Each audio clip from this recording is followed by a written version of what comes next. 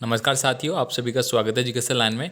दोस्तों, वार्षिक परीक्षा 2023 एमपी बोर्ड कक्षा 9th के लिए जो सामाजिक विज्ञान का पेपर है वो इस वीडियो में आपको बताने वाला हूं, जो सीधा स्कूल से प्राप्त हुआ है।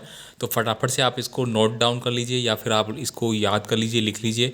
पेपर की पीडीएफ फाइल है दोस्तों, आपको टेलीग्राम से मिल जाएगी, वहाँ पे जाके आपको कमेंट कर देना है। तो चलिए मैं यहाँ पे आपको सभी प्रश्नों के विद आंसर वो बता देता हूँ। यहाँ पे देखिए, फर्स्ट क्वेश्चन आपको पूछा जा रहा है, हिटलर की गुप्तचर पुलिस है वो क्या कहलाती थी। तो क्या कहलाती थी आपकी, तूफानी तमसा या फिर गेसामटी एसडी या फिर एसए। तो दोस्तों वह कहलाती थी आपकी गेम टोपी। नेक्स्ट देखिए, यहाँ पे अगला क्वेश्चन है, सामूहिक खेतों को क्या कहा जाता था। सामूहिक जो खेत किए जाते थे उनको क्या बोला जाता था। तो 2 नंबर में आपका सही आंसर हो जाएगा, ऑप्शन नंबर ए हो जाएगा, कॉलखोज बोलते थे। मुख्य चुनाव आयुक्त की नियुक्ति है वो कौन करता है। राष्ट्रपति, प्रधानमंत्री, गवर्नर या फिर मंत्रिमंडल। तो दोस्तों मुख्य चुनाव आयुक्त है, उसकी जो नियुक्ति है वो मंत्रिमंडल के द्वारा की जाती है। यहाँ पे देखिए, रबर का संबंध किस प्रकार की वनस्पति से है। तो टुंड्रा वनस्पति से है, हिमालय से, या फिर मैनूम या उष्णकटिबंधीय वर्षा वनों से है, किससे है। तो दोस्तों इसका सही आंसर आपको हो जाएगा, 4th नंबर में आपको नोट डाउन करना है, ऑप्शन नंबर डी, उष्णकटिबंधीय वर्षा वन। नेक्स्ट देखिए, वुल्लर झील निम्नलिखित में से किस राज्य में स्थित है। ये तो आप सभी जानते हैं, वेरी वेरी इंपॉर्टेंट क्वेश्चन है साथियों। 5 नंबर में आपको टिक करना है जम्मू कश्मीर वुल्लर झील। इसके बाद देखिए, क्वेश्चन नंबर 6 है, उत्तराखंड, उत्तर प्रदेश, बिहार, पश्चिम बंगाल और सिक्किम की सीमाएं किस देश को छूती है। तो दोस्तों आपको बताना है ये किस देश को छूती है। तो इसका सही आंसर हो जाएगा आपका 6 नंबर में ऑप्शन नंबर सी हो जाएगा, नेपाल को छूती है। नेक्स्ट देखिए, यहाँ पे अगला क्वेश्चन, आपको रिक्त स्थानों की पूर्ति करनी है। पहला क्वेश्चन है, भारत में कुल जो मेडिकल कॉलेज है वर्तमान में वो कितने हैं। तो दोस्तों वर्तमान में मेडिकल कॉलेज है वो 562 है। नेक्स्ट देखिए, यहाँ पे कृषि भूमि का जो क्षेत्र है वो किस प्रकार का है। तो दोस्तों ये सीमित क्षेत्र है। इसमें आपको क्या लिखना है, कृषि का जो भूमि का क्षेत्र है वर्तमान में वो एक सीमित क्षेत्र माना गया है, मतलब सीमित क्षेत्र में कृषि होती है। भारत का राष्ट्रपति चुने जाने की जो आयु है वो कितनी है। तो राष्ट्रपति के लिए दोस्तों 35 वर्ष है वो निर्धारित की गई है। 15वां आम चुनाव वो किस सन में संपन्न हुआ था। तो ये हुआ था आपका 2009 में। नेक्स्ट देखिए, यहाँ पे रूस के राष्ट्रीय झंडे का जो रंग है वो किस प्रकार का है। तो लाल रंग का झंडा है उनका, ठीक है, किसका है, लाल रंग का। भारत में सर्वाधिक निर्धनता वाला जो जिला है वो किसको माना गया है। इसके बाद देखेंगे अपन। नेक्स्ट देखिए, क्वेश्चन नंबर 3 है जिसमें कि आपको सही जोड़ी को मिलान करना है। विश्व में सबसे बड़ा देश कौन सा है। तो सबसे बड़ा देश आपको बताया सोवियत संघ रूस हो जाएगा। यहाँ पे सबसे बड़े क्षेत्रफल वाला जो राज्य है वो कौन सा है। तो वर्तमान में सबसे बड़ा क्षेत्रफल वाला राज्य है वो राजस्थान हो जाएगा। यहाँ पे पहले आपका जो छत्तीसगढ़ वाला इलाका है वो रहा करता था। इसके बाद देखिए, लोकसभा के सदस्यों का कार्यकाल है वो कितना होता है।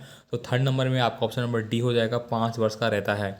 इसके बाद देखिए, संघ बनाने की जो स्वतंत्रता है वो किस में है। तो संघ बनाने की स्वतंत्रता है वो स्वतंत्रता का अधिकार से रिलेटेड है। बड़े गांव, तो दोस्तों बड़े गांव कौन सा हो जाएगा यहाँ पे। तो बड़े गांव हो जाएगा आपका रामगंज, और श्रम फल है वो 15 से आपका 59 हो जाएगा। नेक्स्ट देखिए, यहाँ पे अगला क्वेश्चन है। नेक्स्ट देखिए, यहाँ पे क्वेश्चन जो आपका 1 वर्ड में आपको पूछे जा रहे हैं, खादर किस प्रकार की भूमि कहलाती है। दोस्तों आपने खादर बांगर ये सब पढ़ा होगा। तो यहाँ पे खादर जो भूमि है वो किस प्रकार की कहलाती है। तो दोस्तों ये क्या होता है, एक प्रकार की नई नई एवं युवा, ठीक है, नई एवं युवा निरपेक्ष, ठीक है, किस क्या बोलते हैं इसको, निक्षेप, ठीक है, निक्षेप, निरपेक्ष नहीं, निक्षेप प्रकार की भूमि कहलाती है। भारत के वर्तमान चुनाव आयुक्त का जो नाम है वो क्या होगा। तो यहाँ पे भरेंगे आप सुशील चंद्रा। वर्तमान में कौन है, सुशील चंद्रा है। भारत में मतदान के लिए न्यूनतम आयु कितनी है, ये सभी जानते हैं, बच्चों वाला क्वेश्चन है, 18 वर्ष होती है आपकी। नेक्स्ट देखिए, पालमपुर में कितने लोग कृषि पर आधारित थे। तो दोस्तों पालनपुर में लगभग 75% लोग हैं वो कृषि पर आधारित थे। प्रधानमंत्री की नियुक्ति है वो कौन करता है। तो प्रधानमंत्री की नियुक्ति है वो राष्ट्रपति के द्वारा की जाती है। किसके द्वारा की जाती है, राष्ट्रपति के द्वारा। चलिए इसके बाद देखते हैं आपके सत्य सत्य वाले क्वेश्चन। नेक्स्ट देखिए, क्वेश्चन नंबर 5 है जो कि आपको सत्य और असत्य बताने हैं। कर्क रेखा उड़ीसा राज्य से होकर नहीं गुजरती है, क्या ये बात सत्य है। तो बिल्कुल ये बात सत्य है, उड़ीसा से नहीं गुजरती है। आप इसको याद भी कर सकते हैं। खारे पानी की झील को लेगून कहते हैं, तो ये बात बिल्कुल सत्य है।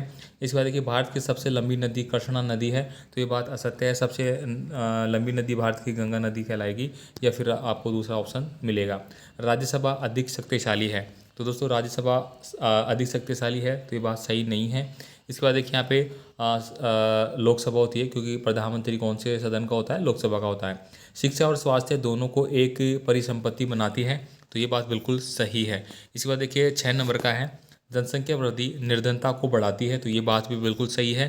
जनसंख्या वृद्धि है वो निर्धनता को बढ़ाएगी। जितने ज़्यादा देश में लोग होंगे तो गरीबी भी उस हिसाब से पनपेगी, ठीक है, क्योंकि सभी को रोज़गार मिलना सुनिश्चित नहीं होगा। इस कंडीशन में निर्धनता है, गरीबी है, वो बढ़ेगी। आगे बात करूँगा मैं। नेक्स्ट क्वेश्चन देखिए यहाँ पे, लंबी धारा हो के बावजूद तिब्बत के क्षेत्र में ब्रह्मपुत्र में कम गाद या शिल्ट क्यों है, ये बताना है।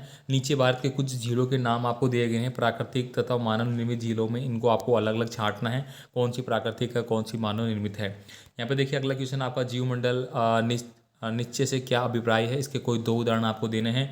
हिमालय पर्वत की दक्षिणी ढलानों पर उत्तरी ढलानों की अपेक्षा सघन वनस्पति क्यों है। प्रश्न नंबर 8 है, सबसे अधिक महिला साक्षरता दर कौन से राज्य की और क्यों है। इसके बाद देखेंगे अपन यहाँ पे, जनसंख्या परिवर्तन का एक कारक कौन सा है, प्रवास जिसको बोलते हैं, समझाइए। और प्रश्न नंबर 9 है, रूस के आर्थिक हालात 1905 में कैसे थे। ड्यूमा के बारे में आपको संक्षिप्त में लिखना है। तो दोस्तों ये कक्षा 9 के लिए मोस्ट इंपॉर्टेंट, मैंने जो भी इंपॉर्टेंट प्रश्न थे सारी, जो पेपर अभी आया है मैंने बता दिया है। और भी दोस्तों इसके जो पार्ट सेकंड बच गया है वो मैं नेक्स्ट वीडियो में आपको बता दूंगा, तो आप कमेंट जरूर कर देना। बाकी अपने दोस्तों को सेंड कर देना, वीडियो को लाइक कर देना, चैनल को सब्सक्राइब करना बिल्कुल भी ना भूलना।